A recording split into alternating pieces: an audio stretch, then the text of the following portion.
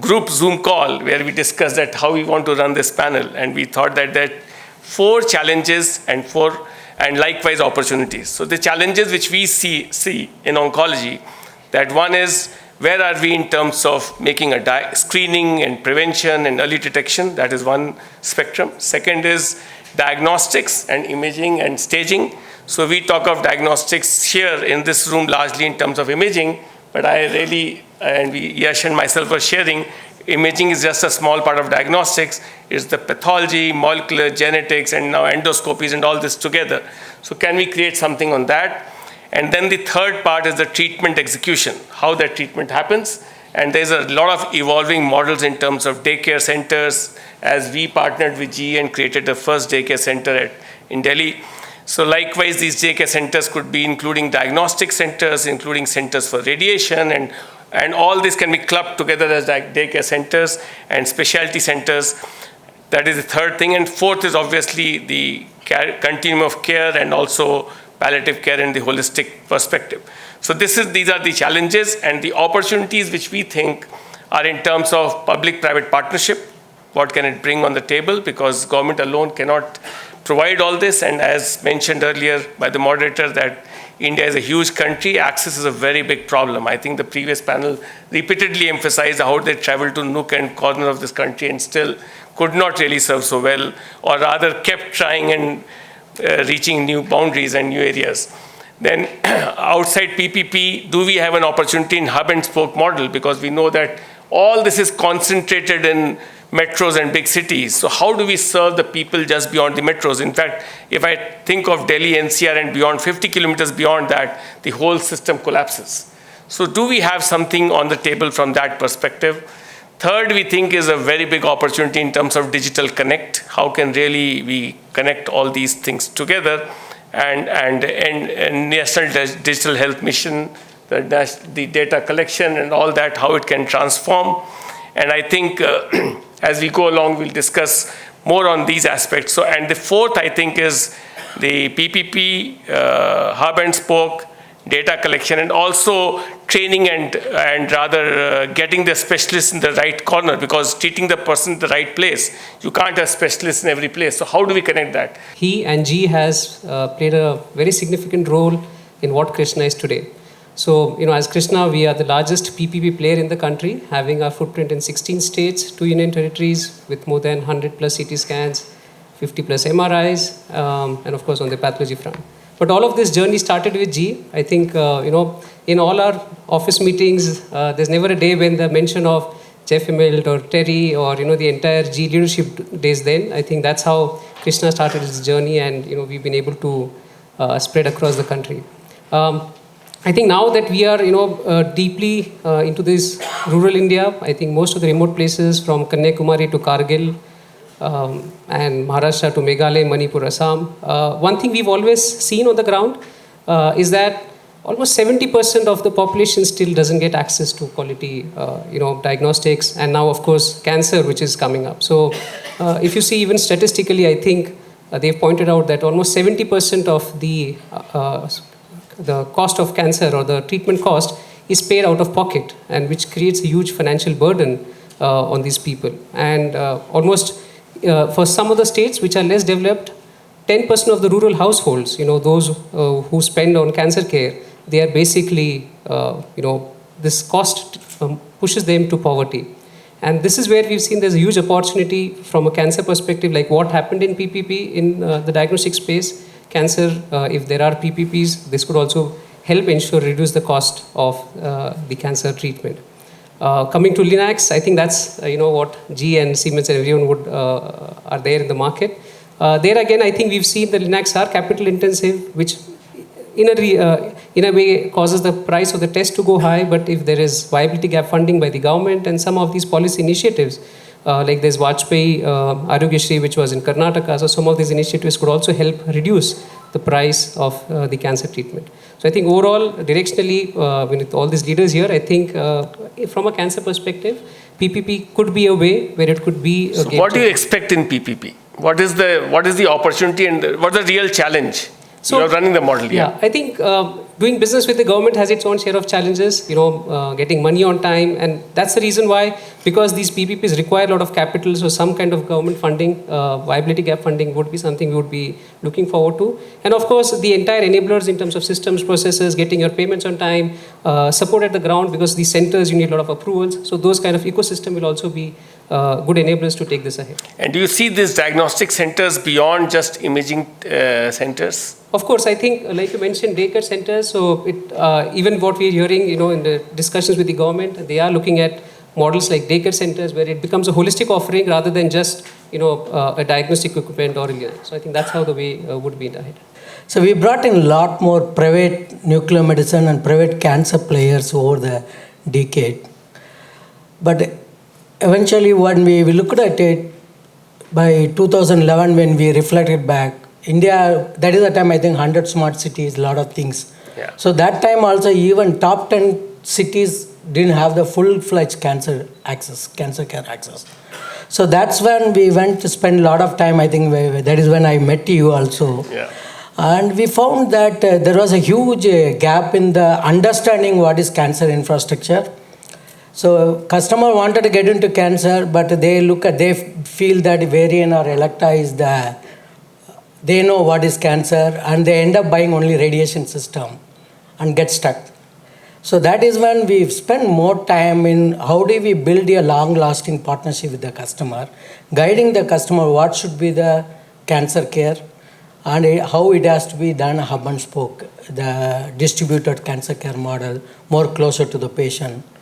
I think that way we are able to build a much better, much smarter capital system where the cancer center means everyone thinks that 100-bed cancer hospital with 100 crore of investment. But we started seeing later 2012, cancer center can be started with 3 crore, 5 crore, 10 crore with the basic screening, diagnostic, staging technology, then getting into the medical oncology, then you bring it to the radiation oncology, which is a very capital intensive. By then, there is a hub and spoke. Any special thoughts you have on hub and spoke models? So you have done about few hub and spoke centers with CTSI today I think India we have closed 6 or 7 large enterprise running a massive hub and spoke model. I think the hub and spoke today what it is being seen as a medical oncology and OPD, everything. But I think it has to get more digitally connected because the biggest challenge in the hub and spoke model is the availability of clinician in every spoke center. Whereas the hub is powered with a lot more clinicians like you, like in Max, Delhi alone 100 oncologists are there. Yeah. But how do you take them along the line through a digital, because it is very difficult to get a same medical oncology quality in a tier 2 or tier 3 town. So how do you leverage the digital today, and how do you take the care closer to the patient with the available, whoever the doctor, general physician, or it could be a single specialty oncologist, how do you still give a comprehensive care? So that is the big challenge to even today in India. The last is the technology adoption because again, technology easy to sell, but getting the ecosystem for the technology, that is also a big challenge. So fairly last 10 years, a lot of things have moved in bed, except the COVID time, the 3 years, there is a lot of disruption on the investment, shifting everything. But otherwise, COVID has also pushed the digital campaign a bit stronger. So I think it will give some positive offshoots also. Yes. I think that will be very critical for hub and spoke to really succeed. But hub and spoke is very, very important. If you want to succeed, you need to have a very strong clinical control. Yeah. So that is what I really liked in Max Healthcare, how you used to run the clinical control, run the tumor board between the hub and spoke, so that the patient has to have experience whether patient goes to the spoke center or the hub center. So today we run about 200 cases per week. Thank you, Dr. Saab.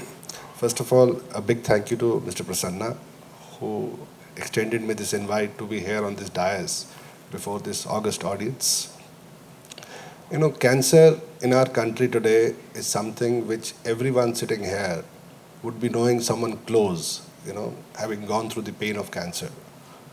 Unfortunately, the seriousness around this disease is not percolated down the society, Today, everybody would be knowing around 1.43 million new cases add every year in the country due to cancer. And more than 800,000 people die because of this disease. I'm not trying to undermine the loss we had in COVID. When it comes to treatment of cancer, largely the three pillars, surgery, then the chemotherapy, medical oncology, and third one is the radiotherapy.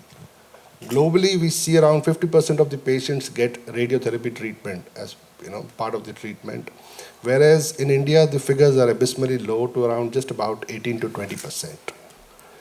Even when we talk about the WHO standards, they say that we need to have at least one linear accelerator per million of population. We are almost about 1400 billion population in the country, and we just have about not even 700 units functioning in the country today. So while we are talking, we still need about 700 units, to meet the WHO standards. Geographical skew is huge. We have these facilities out of about 740 districts. We just have it in about 120 districts. So not even 20% of the country is covered with these facilities. And the biggest challenge is that any patient who needs radiotherapy has to come to the radiotherapy center multiple number of times, 20, 25, 30, depending on the severity of the disease. So having access to this facility near the houses of the people is of utmost importance, because majority of the people who have to shift from one city to another, leave their earnings and everything and spend on the treatment, they are not even able to complete the treatment. So more than 50% of the patients are not able to complete their treatment, and they go back to their homes because they cannot afford to stay in a different city altogether.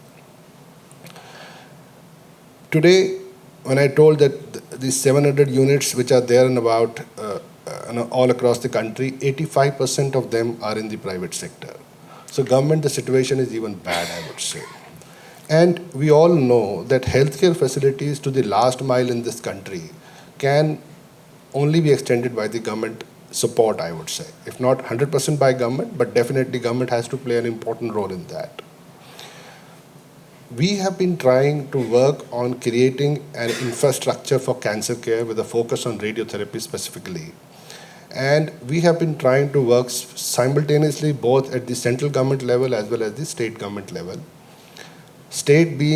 Health being a state subject, we are working with state governments, trying to seed the concept of PPP, setting up radiotherapy centers on PPP. We have seen a huge success in diagnostic space, in the space of pathology. Even in the treatments, nephrology also has seen some success, in terms of this model. So we are trying to establish and seed the concept of this thing. We have, reached out to about 18 states in last 5.5 years. And a couple of states have come out with projects in the form of a tender for this project. But unfortunately, the dynamics of this kind of a project are very different from what we have seen till now in diagnostics or pathology, or for that matter, nephrology also. So I think which can then have, let's say, a Make in India component, which can then have a skilling component of the technicians, the doctors also. So I think there is definitely a positive movement, but though slow, but we are hopeful that sooner than later we will see things moving in the right direction so that we can create the access to this facility in far off places in the country than what we have today. Thank you so much. Thank you, Vineet. Which is, what does it take to make in India, and what are the benefits, right? We are talking about so much that is imported in the space of oncology, may it be PET CT, or may it be gamma cameras, may it be RT CTs, or gamma knives, or even the sequencers and analyzers. Almost everything is imported 30 years ago, and it used to be upwards of 200%. And today we are talking about, in the teens, which I think, with our continuous push, we should, of course, try and bring that down. But the seeds that have been sown within the Wiproji by the CEOs in the past have sort of helped us today to make all of what we make affordable. So obviously it helps in job creation, obviously it helps in improving our GDP, FDI should come in, the rupee should strengthen, etc. But beyond that, eventually with iterations of what we do, today you decide to do a localization. With time, you start to have more suppliers that are also local. You start to take out cost year on year while you keep increasing the quality. And eventually, in a span of about 4 to 6 years, there is that benefit that you start seeing in the market. And most recently, I think the PLI, we believe, is a game changer. So the production-linked incentive, that is a game changer where you do get a benefit back of 5% on the revenue that you make, and over about 5 years. So here again, on day one, you don't really break even, but it is about how you keep iterating year on year, trying to improve your sourcing, improve your teams. So I would like to again say that a lot of investments that have gone in about 15, 20, 30 years ago in the form of localization are paying dividends. But with the PLI, we got to shift gears and accelerate to do all of this. And not just the products, right? I'm even talking digital, oncology information systems, the VTB. They're all running into $100, $200, $300K. And we can easily, with our smarts here, with AI, with development, we should be able to break that barrier and start to make it much more affordable. So localization across digital and equipment should be a big focus for all of us. When we talk about cancer, which is such a vast disease, reach is obviously a problem. And in the last panel, they talked about affordability. And again, with technology, it's about frugal innovation, design for cost. We talked about localization, so on and so forth. While all of these could be done by the companies who are mostly into the medical side, there's also a large part that the government can play. And when I look at it, COVID is one example where the government had actually stepped up. One, in terms of awareness, two, in terms of ensuring there is adequate facilities that are available, while there was a period where everybody had gone through an anxiety when the government possibly could have proactively acted for a couple of months or so. But overall, very well managed.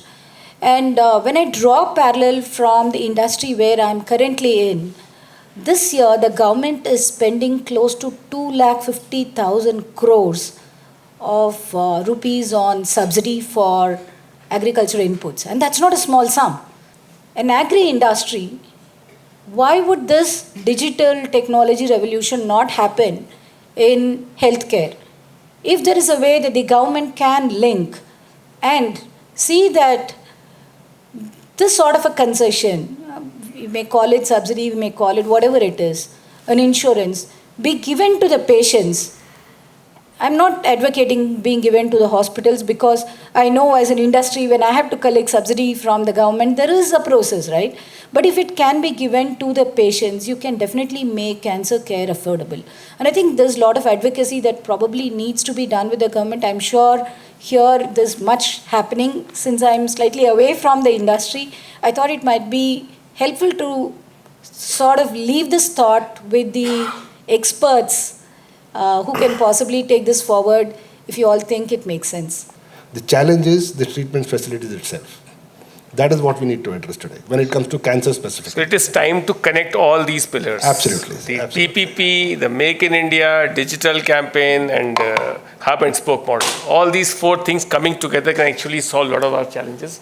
So with that, we want to thank you all for having us. Thank you.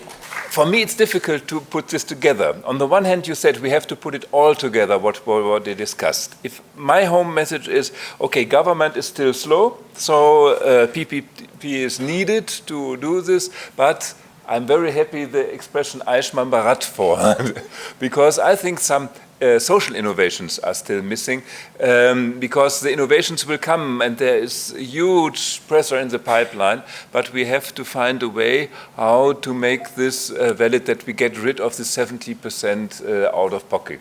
I think there we all agree. So we need an ecosystem for treatment that you all mentioned too. And one thing came up to my mind, this year 1990. That seems to be very important for all of you.